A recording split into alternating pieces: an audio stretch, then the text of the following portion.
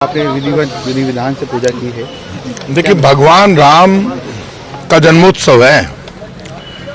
जब दशहरा हम मनाते हैं तो दशहरे के दिन विजयादशमी मनाते हैं, उस दिन शस्त्र पूजा होती है। भगवान राम करुणा, प्यार, प्रेम और दया का प्रतीक है। जहाँ भगवान राम होते हैं वहाँ संप, शांति, करुणा और प्यार होता है। भगवान राम ने इस भारत को जीना सिखाया, प्यार और प्रेम करना सिखाया। और भगवान राम का एक ही संदेश है कि जितना सेवा का धर्म है उतना कहीं नहीं है। आज़ादी को सिर्फ 75 वर्ष हुए हैं कि जितना सेवा का धर्म है उतना कहीं नहीं है। आज़ादी को सिर्फ 75 वर्ष हुए हैं। सतयुग में भी भारत था, त्रेता में जब भगवान राम आए तब भी भारत था, फिर द्वापर में भगवान कृष्ण आए तब भी भारत था। लेकिन भारत में भगवान राम का संदेश एक ही है, नफरत के लिए कोई जगह नहीं। गीता में तो धर्म का नाम ही नहीं है। भगवान कृष्ण ने जब द्वापर में आए राम के बाद, तब भगवान ने धर्म और संस्कार सिखाए कि दुनिया में कैसा धर्म और संस्कार होता है और मानव जीवन कैसा होना चाहिए। भगवान कृष्ण ने तब भी कहा था मैं ब्रह्मांड का मालिक हूँ। भगवान राम मर्यादा पुरुषोत्तम थे, उन्होंने कभी नहीं कहा मैं भगवान हूँ। और कृष्ण ने कभी ये नहीं कहा कि मैं इंसान हूँ, उन्होंने हमेशा ही कहा मैं भगवान हूँ। दोनों एक ही रूप में आए। तो भगवान राम की जब आज पूजा होती है उसका मकसद एक ही है। हमारा तिरंगा भगवान राम का संदेश देता है। हमारे तिरंगे में सबसे ऊपर केसर या भगवा रंग है, जो प्यार, प्रेम, करुणा, शौर्य, स्वाभिमान और बलिदान का प्रतीक है। उसके बाद सफेद, हरा, हरियाली, सफेद अहिंसा और शांति का प्रतीक है। उसके बाद हरा रंग है तीसरे नंबर पर, हरियाली और विकास का प्रतीक है।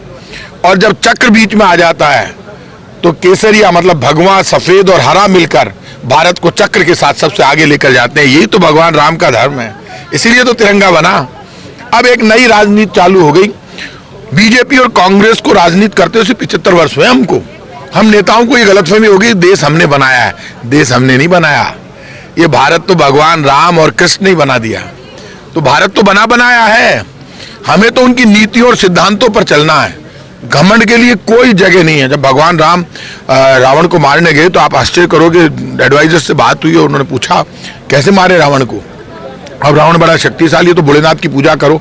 तो आप आश्चर्य करोगे, भगवान राम की पूजा कराने के लिए रावण के पास जामवंत गए और जामवंत ने जाकर रिक्वेस्ट की कि आप यहाँ पे कोई ब्राह्मण नहीं है, इतना प्रखंड विद्वान नहीं है, आप चल के हमारी पूजा कराओ। बोले अच्छा, वो 2 वनवासी जो घूम रहे उनके लिए आए हो? बोले हाँ।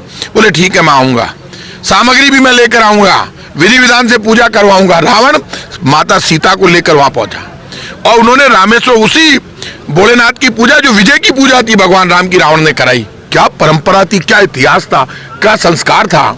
वहां तो नहीं लड़े। तब भगवान राम की सीता मैया के साथ जोड़े के साथ पूजा कराई रावण ने। तब रावण प्रखंड विद्वान ब्राह्मण के रूप में गया था। एक ब्राह्मण आशीर्वाद देता है।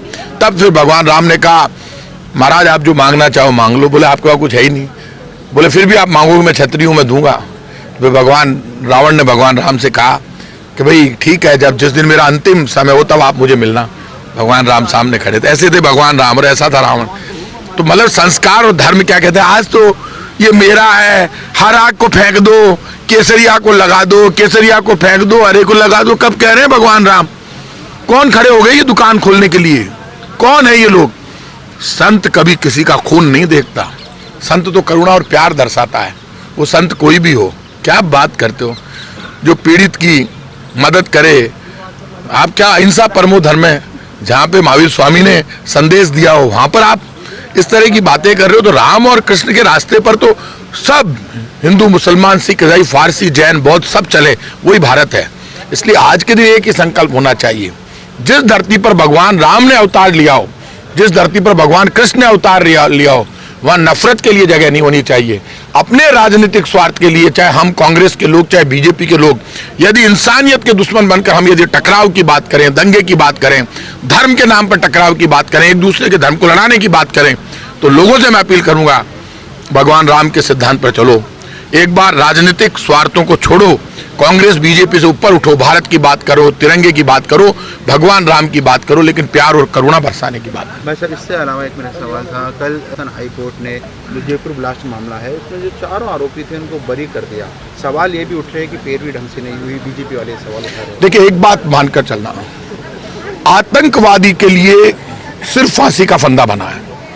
फांसी की सजा हुई, फिर कोर्ट ने, यदि हाई कोर्ट ने उस सजा को बदल दिया, उसमें मैं कुछ नहीं कह सकता, लेकिन मैं इतना कह रहा हूं, आतंकवादी के लिए लोकसभा में प्रधानमंत्री जी को पहल करनी चाहिए और प्रधानमंत्री नरेंद्र मोदी जी को आतंकवाद की गतिविधियों में कोई भी शामिल हो, किसी भी जाति धर्म का व्यक्ति, यदि वो आतंकवादी है तो उसके लिए फांसी की सजा मुकर्रर करनी चाहिए। लोकसभा में नया कानून लाना चाहिए। जब कानून ही बन जाएगा तो कोई कोर्ट फैसले नहीं बदल पाएगा। वक्त आ गया जब सबको एक होकर, लोकसभा में सब पार्टियों को एक होकर तिरंगे को अपना धर्म मानकर आतंकवादियों के लिए फांसी की सजा मुकर्रर करनी चाहिए। लेकिन प्रताप जी, पैरवी ढंग से नहीं हुई, कोर्ट ने भी ये बात आप मुझे ये बताइए, ये सब फालतू की बातें हैं। बीजेपी के लोगों के साथ दिक्कत ये, ना तो राम के भक्त हैं ना कृष्ण के भक्त हैं, वो तो वोट के भक्त हैं, पापी हैं ये लोग।